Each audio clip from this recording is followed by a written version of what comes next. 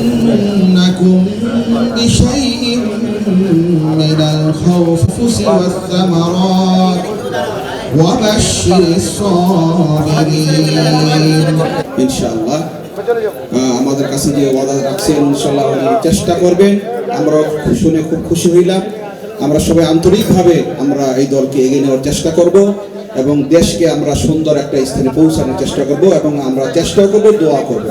এই জন্য ইনশাআল্লাহ দোয়ার ব্যবস্থা আমরা সকলে দোয়া করি যেন ওনারা বিপুল ভোটে জয়যুক্ত হয়ে দেশ ও জাতির খেদমত করতে পারে, আমাদের খেদমত করতে পারে, মহল্লার ইসলাম এবং মসজিদ মাদ্রাসার খেদমত করতে পারে। আল্লাহ তৌফিক দান করেন। আলহামদুলিল্লাহ রাব্বিল আলামিন। রব্বানা যালামনা আনফুসানা ওয়া ইন লাম তাগফির লানা ওয়া তারহামনা লানাকুনান্না মিনাল খাসিরিন। রব্বানা লা তুযিগ কুলুবানা বা'দা ইয হাদাইতানা ওয়া হাব লানা মিন লাদুনকা রাহমাতান ইন্নাকা আনতাল ওয়াহ্হাব। রব্বিরহামহুমা কামা রব্বায়ানি সগীরা। ربنا آتنا في الدنيا حسنة وفي الآخرة حسنة وقنا عذاب النار وادخلنا الجنة مع الأبرار يا عزيز يا غفار يا رب العالمين। মাবুদ মহিয়ান গরিয়ান সর্বশক্তি মেহেরবান দয়ালু দাতা, তোমার রহমতের দৃষ্টি দিয়ে তাকিয়ে দেখো আল্লাহ, মহল্লার বিভিন্ন শ্রেণীর লোক একত্রিত হয়ে আল্লাহ আমরা এই মহল্লার সকল সমস্যা সমাধানের উদ্দেশ্যে এখানে এসেছি। আমাদের যে মনোনীত প্রার্থী আমাদের এখানে উপস্থিত হয়েছে আল্লাহ, যে সমস্ত কথাগুলো আমরা শুনলাম, যে সমস্ত ওয়াদাগুলো পাইলাম আল্লাহ তাআলা আমাদের সেই কথা অনুযায়ী ইনশাআল্লাহ ওনারা যেন আমাদের সেই বিপুল ভোটে জয় হয়ে ওয়াদা পূর্ণ করতে পারে আল্লাহ তৌফিক দান করে এবং আমাদের মহল্লার যা কিছু সমস্যা আল্লাহ সমাধান করার তৌফিক এনায়েত করে দেন। আয় আল্লাহ আমাদের সকলের চলার পথ সহজ করে দেন আল্লাহ, আমাদের এখানে যারা অসুস্থ আছে সকলকে শিফা দান করে দেন আল্লাহ, আমাদের সকলের দোয়া কবুল করে। সুবহানা রাব্বিকা রাব্বিল ইজ্জাতি আম্মা ইয়াসিফুন ওয়া সালামুন আলাল মুরসালিন ওয়ালহামদুলিল্লাহি রাব্বিল আলামিন। আমিন। প্রথমেই কৃতজ্ঞতা প্রকাশ করছি আপনারা এখানে এই এলাকার বাসিন্দা, সব শ্রেণী পেশার মানুষ, বিশেষ করে রাষ্ট্রের মালিক, নাগরিক, রাষ্ট্রে আপনি সার্বভৌম, আপনারা এখানে যারা উপস্থিত হয়েছেন তাদের সবার প্রতি কৃতজ্ঞতা এবং ধন্যবাদ যে আপনাদের এই উপস্থিতি সত্যিকার অর্থে, আয়োজনটা সংখ্যা বড় না, এই আয়োজনটায় অংশগ্রহণটা বড় এই কারণে যে জনগণ এবং রাজনীতিবিদদের করণীয় নির্ধারণ নিয়ে মিথস্ক্রিয়া হওয়া দরকার, পারস্পরিক মতের, ভাবনার, চিন্তার, যেটাকে বলা হয় সম্প্রসারিত হওয়া দরকার, আদান প্রদান হওয়া দরকার।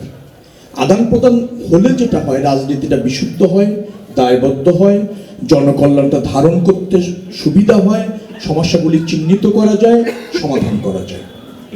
খান সাহেব এখানে আছেন, চমৎকারভাবে বললেন, জনির অবদান বললেন, হ্যাঁ ছাত্র দলের জনি, এখানে সেতু আছে, আরও অনেক নিবেদিত প্রাণ নেতা আছে যারা গত 17 বছর চেষ্টা করেছে জনগণের ক্ষমতায়নের জন্য একটি অবাধ নির্বাচন এবং গণতন্ত্র প্রতিষ্ঠিত করবার জন্য, এবং তার একটা সফল সমাপ্তি একটা ফ্যাসিবাদের হলো, পতন হলো, দেশ ছাড়তে বাধ্য হলো, তারপর একটা গণতন্ত্রের উত্তরণের পরিবেশ তৈরি হলো এবং সেই যে পরিবেশ তার শেষ অধ্যায়ে আমরা আছি, অর্থাৎ একটা নির্বাচিত সরকার সমাগত, নির্বাচনের তারিখ সমাগত, আপনারা যারা জনগণ আছেন এই রাষ্ট্র ব্যবস্থাপনায় প্রত্যক্ষভাবে অংশ নেওয়ার সুযোগ তৈরি হয়েছে। ভোট হচ্ছে জনগণের রাষ্ট্র ব্যবস্থাপনায় অংশ নেওয়ার প্রত্যক্ষ সুযোগ, সেটা নিশ্চিত হতে চলেছে।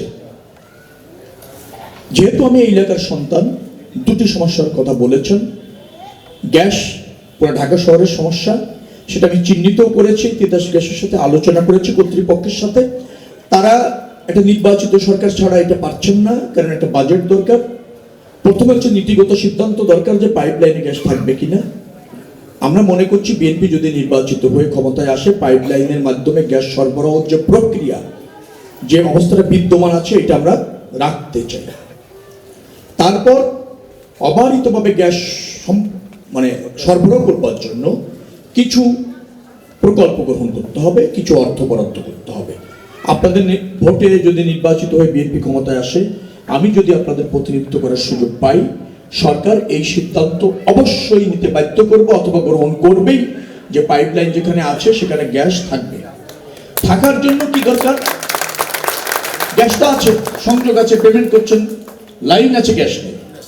এই গ্যাসটা যদি আপনি ন্যায্যভাবে সাফিসিয়েন্টলি পেতে হয় তাহলে কয়েকটা প্রকল্প নিতে হবে, কিছু অর্থ বরাদ্দ করতে হবে, কিছু সংস্কার কাজ করতে হবে, কিছু লাইন সম্প্রসারণ করতে হবে, কিছু রিপ্লেসমেন্ট দরকার, কিছু মেরামত আছে, কিছু লজিস্টিক সাপোর্ট আছে। তার জন্য অর্থ বরাদ্দ এবং প্রকল্প গ্রহণ করলে তিতাস কর্তৃপক্ষের মতামত হচ্ছে 2 থেকে 2.5 মাসের মধ্যে তারা যদি কিছু প্রকল্প বাস্তবায়ন করে তাহলে অধিকাংশ এলাকায় অবারিতভাবে গ্যাস সরবরাহ করা তাদের পক্ষে সম্ভব হবে। আমি আপনাদের বলতে চাই, আমার দল ক্ষমতায় আসলে দ্রুততম সময়ের মধ্যে এই প্রকল্প নেওয়া হবে এবং আপনারা গ্যাস পাচ্ছেন। আর যেটা বলবেন খান সাহেব যে একটা লাইন আছে 1 ইঞ্চি বা 1.5 ইঞ্চি,